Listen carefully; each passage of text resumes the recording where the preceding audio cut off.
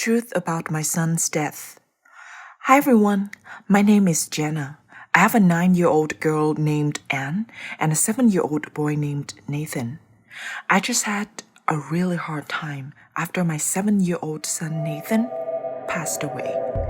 The boy fell into a pond in the woods close to the house. Actually, it may have been a lake. It was so deep and the water was so dense for some reason that if an adult fell into it, we wouldn't be able to make it out alive either. At that time, only Anne was there, and when she ran home to tell me, it was too late. My husband passed away 5 years ago from an accident. I was still recovering from the loss of my man, and now my little boy had left me too. I really don't know how to deal with this pain to continue living. But strange things began to happen after Nathan's death. After his funeral, I couldn't sleep at night. I had nightmares very often. I saw him fall into the water, sink into a deep water pit and struggle to stay alive, but hopeless. One time, I woke up all sweaty and lost my voice as if I was screaming in my sleep. In the darkness, I saw a figure of a child standing at the end of my bed. A hazy white figure to be exact. Nathan? I called his name unconsciously, but the shadow quickly disappeared. I wiped the sweat from my forehead and sighed softly. Not even scared, but just thinking that I must have lost my mind. Nathan is dead. One evening, I saw some water stains on the floor. They looked like someone's wet footprints. At first, I thought Anne was being careless and spilled water, so I called her down and scolded her. But she looked at me and said, "Mom, I didn't do it." I looked at her a little suspiciously, but I would know if my child was lying. Then, who are these wet footprints and why are they here? A few days later, while working in my room, I suddenly heard Anne's screams. I rushed to her room and was startled to see that her toys had been destroyed by someone before she entered. And on the wall, there were water marks. Anne was so scared, she held me tightly and cried. She kept saying that it must have been Nathan. He must have been angry because it was her who took him out to the forest that day and couldn't do anything to save him when he fell into the water. I hugged Anne and comforted her. I told her ghosts weren't real, so she didn't have to be afraid. And I promised to buy lots of new toys for her later. She seemed to feel better after hearing that. Well, I am a person who believes in science. I don't believe that ghosts exist at all, and whatever they made up to scare us were just very silly. However, things got even more bizarre when I started hearing someone cry at night. When I listened more closely, I realized it was clearly Nathan's voice. Although I didn't want to believe it, I kept hearing his voice so clearly and closely. I slowly walked down the stairs, suspiciously calling, "Nathan?" Through the crying that was still going on, I heard him called, "Mommy!" My heart stopped when I heard that familiar call. At that moment, my faith was shaken. Maybe they were right. Ghosts do exist and Nathan's soul's coming back to find me.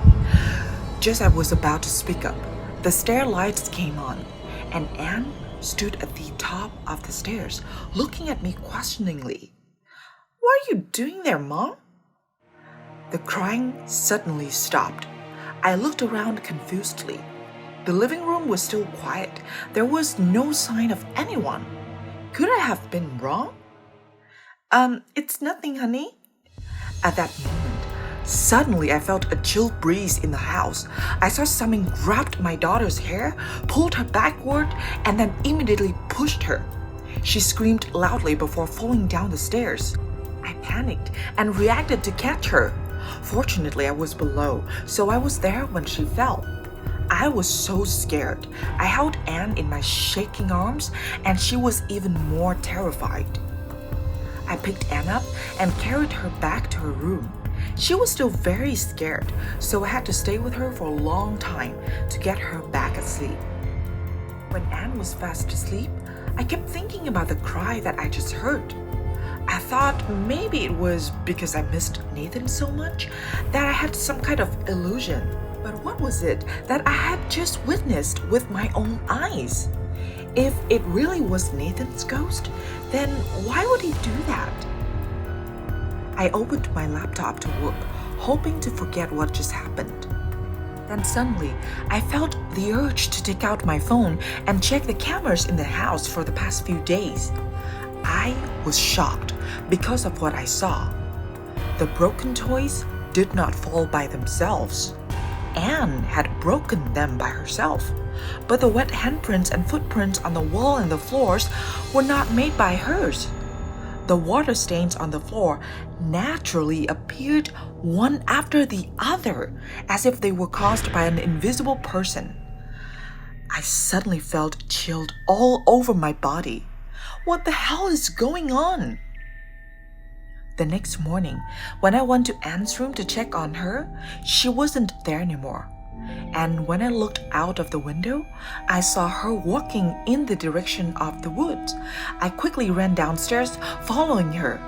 Anne didn't seem to know I was running after her.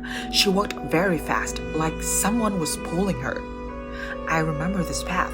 This was the way to the pit where Nathan fell into. I finally caught up with Anne, and when I was about 200 meters away from her, I was about to call out to her, but heard her scream, "Nathan, you freak!" I froze when I heard Anne scream. At that moment, I didn't have time to think and immediately hid behind a nearby tree. "Don't try to scare me!" shouted Anne.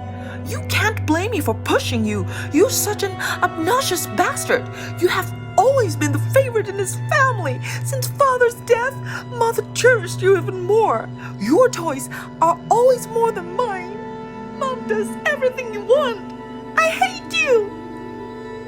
Then she suddenly bursted into tears.